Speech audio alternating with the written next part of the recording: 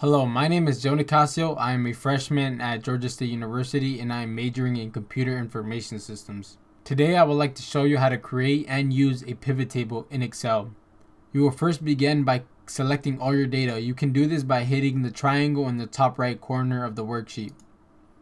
After this, click on the insert ribbon at the top of the screen and then select pivot table.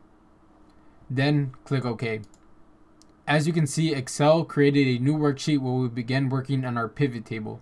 To the right side of the screen, there is a box titled Pivot Table Fields. Under that is data from the pre-existing worksheet, and under that is 4 different fields: filters, columns, rows, and values. These 4 fields are used to categorize the data from the pre-existing worksheet. First, click and drag retail country into columns. Then select product type and drag it into rows. Then select quantity, product line, and revenue and put them all in the field values.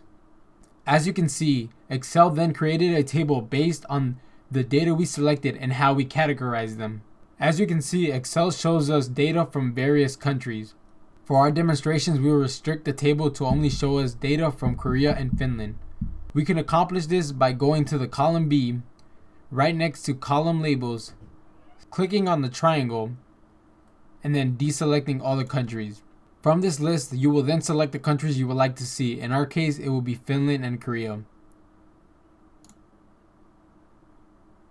Then click OK. As you can see, Excel then limited the table to only show countries that we have selected. What we would like to do next is format the different values in our table. Go over to the values field and then click on quantity. Then click on value field settings.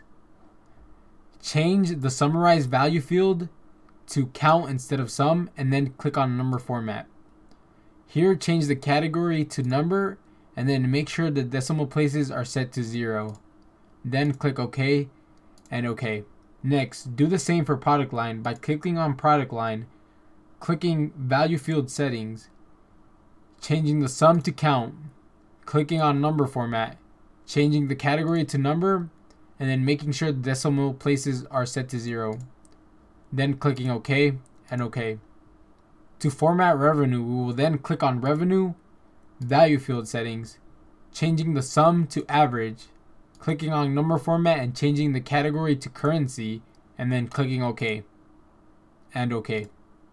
As you can see, Excel has now changed the name and the format for the numbers of each column based on the format we put in the value field settings. Next, what we would like to do is create a combination chart for our pivot table.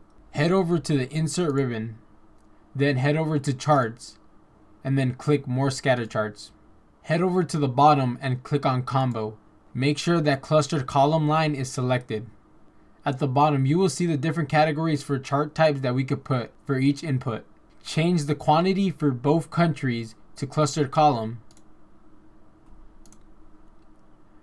Change the product line for each country to area.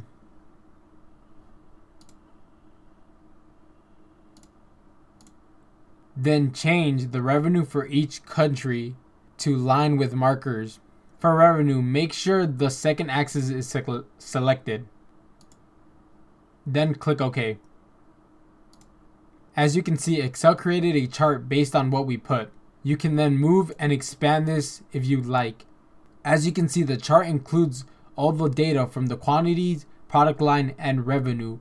To the right side of the chart, you can see that it includes a legend so you may understand the chart. This is all you need to know on how to use and create a pivot table and how to create a chart using your pivot table.